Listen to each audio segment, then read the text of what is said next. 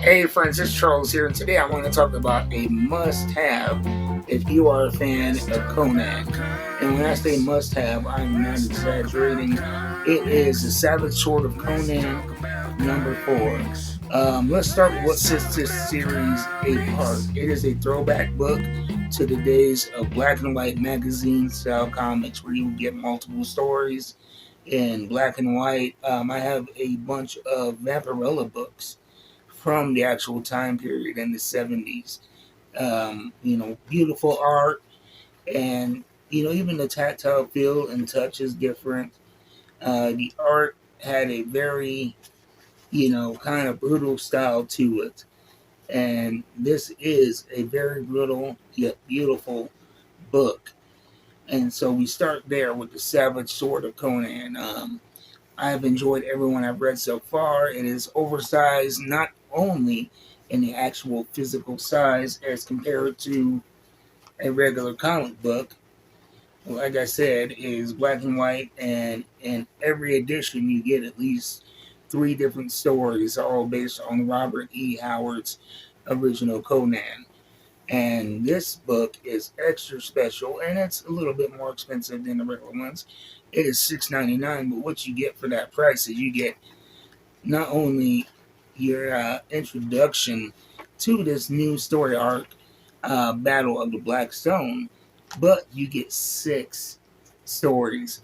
This is essentially 6 comic books in one, and they have 6 different writers, and they feature characters, of course, Conan, Solomon Kane, Brissa, who's a picked character who teamed up with Conan early in the Titan Comics run to take on a sorcerer who was commanding the undead, I believe, with the Blackstone, and trying to uh, free their people from the spell of the Blackstone. And it was a great story. And the Brissa character, I presume she was dead after number 4 because they got separated. There was a cavern collapse. She was gone, I presume dead. But her story shows the other side of what happened, and how she did survive out of it. And what else we got? We got Conrad and Kirwin, Horror from the Tomb, Dark Agnes, Matrimony, and Borak, Black Oasis. Um, and so, like I said, you got 6 stories, 6 different authors, and it's kicking off this Battle of the Blackstone run for Titan Comics. And I've loved everything they've done so far. Right now, in the Conan the Barbarian series, they are visiting the Frost Giant's daughter story, which I got familiar with in Ablaze Comics, the Cimmerian. So I'm looking forward with how they tell that story. And they're branching off with this Conan Battle of the Blackstone, and they're introducing it. They're starting it off in this book right here.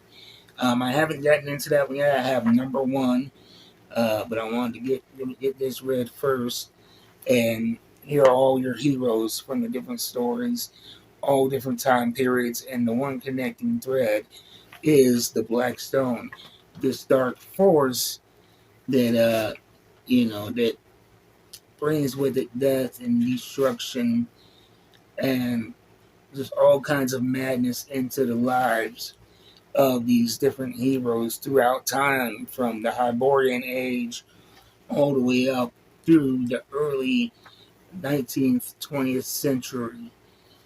Um, Here's some panels from Brissa's story um, about her back, her history when we meet her, and this latest run of Conan the Barbarian. She is going ahead to the different villages, warning them about this undead army and trying to protect them. And that's where she runs into Conan as she is approaching, I believe, Cimmeria, Conan's homeland. And they team up to try to break the spell. And like I said, a few issues in, she is presumed dead, and the story completely turns away from this. But not completely. I mean, there are threads, of course, and so it's not complete. It's not like it doesn't ever feel like a closed door. More like, okay, we're gonna leave this here and pick it back up, and that's what they're doing with this. And so this is a must-have in your collection if you are a Conan fan. And this is the Savage Sword of Conan, specifically number 4. And the great thing about these Savage Sword of Conan stories is, yeah, they will have some stories that overlap, but for the most part, you get a story that you can jump into without much context. There is a serial Solomon Kane story, and Conan as well. Actually, I think for the most part, all of these stories have been their own kind of contained stories. Solomon Kane was a serial. And I'm excited about this. That they're really going into the Robert E. Howard bag of tricks. I'm hoping that they do something more with these characters. I wouldn't mind seeing a Dark Agnes series, a standalone series, or even Bertha, their own series. Solomon Kane, I could do with or without. And I'm hoping that maybe we even get, Bellet introduced into the lore of Conan. Red Sonja, I don't see as likely because that property is with Dynamite Comics. But maybe we can get a cool crossover. You never say never. So that's been my thoughts on the Savage Sword of Conan, number 4. Get it while you can. Check out your local comic book store. And if you don't have a local comic book store, I always suggest my friend Jeff at Coffee and a Comic. You can go visit their website, set up an account, get your pull box set up through Previews World to Coffee and a Comic, and you get great deals on shipping as well. I have a great, deal with them as far as the shipping subscription, where I pay a low monthly price and I get books sent out to me every week.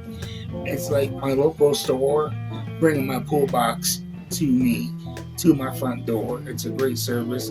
And right now, when you use code OLDNERDWY, you can get 15% off your comic book purchases. That's for viewers of this channel, so go show them some love. And, who knows? Maybe we'll get more discounts in the future. You guys show them some love, let them know I sent you. That's coffeeandthecomic.com. I will see you guys next time. Until then, keep reading them books. I am out.